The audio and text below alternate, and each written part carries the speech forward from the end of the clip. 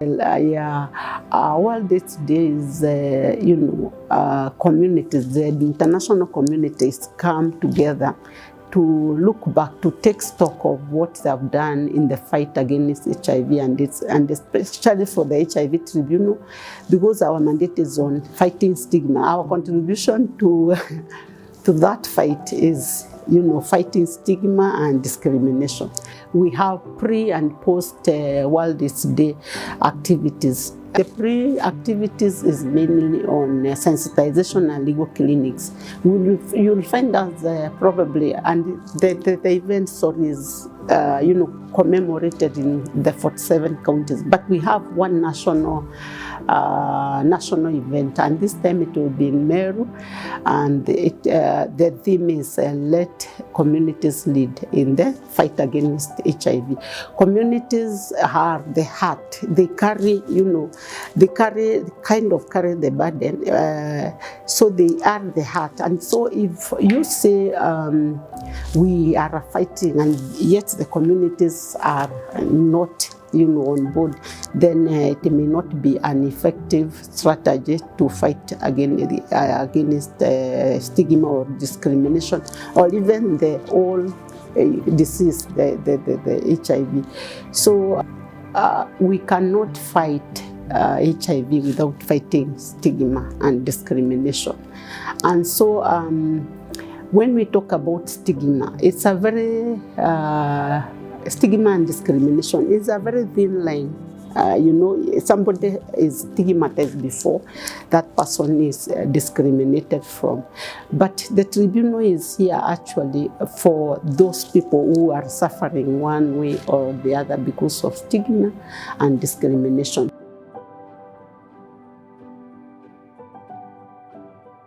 So matters were not very many, but also they were not moving. Why? Because people were waiting for, to be allocated a pro bono lawyer to be able to prosecute their case. Because some clients were not able to articulate their issues before the tribunal. We had to look for a way to get more pro bono lawyers on board. And our first stop was, why don't we start with Kituo? They are a giant and they were doing a very good job. So we approached Kituo, and luckily they accepted. So we had, the first one was Kituo Sheria, to be part of our partners in picking up cases on pro bono basis. And so after Kituo, we approached other, of course, individual advocates and FIDA Kenya, and they accepted to be on board. But specifically for Kituo, because they also trained people to articulate their issues on their own self-representation, while they were still representing our clients, and that was very, very good. Up to now, Kituo has the largest number and the largest cases that have been finalized. It is not only the litigation bit or the matters that they represent our clients pro bono. There is also the training bit. Kituo has helped us train people to self-represent themselves. They have also assisted us train pro bono lawyers, especially the young lawyers. If you look at the statistics, what we have, it is only the young lawyers who we have more. The large number is the young lawyers. And young lawyers are still, trying to get into their feet. And so they need that training. And Kituo has assisted us very, very much on training the young lawyers. Recruitment, I remember we have done 3 recruitment programs, if I'm not wrong. That is pro bono lawyers, assisted by Kituo Sheria.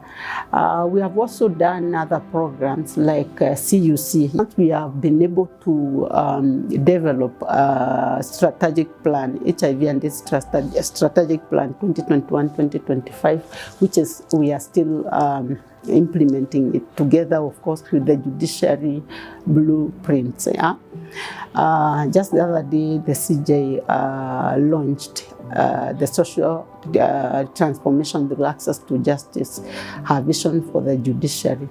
And we have, if you have looked at the work even before she launched it, if you look at the tribunal, the way we've been working, we've been mainly dealing with issues of vulnerable, especially the people living with HIV and those who cannot be able, to access justice without some assistance. And so Kituo has been a good partner on that. So we have developed that document with Kituo. We have also done the manual, the registry manual, which they contributed so much. We have done the charter with them as well. And now we are working on CUZ handbook. It's also a collaborative effort with the Kituo and other stakeholders. So when I look back from 2018 and now, I can see we have done a lot and we have achieved a lot, with that partnership. And we hope that we'll continue that collaborative effort.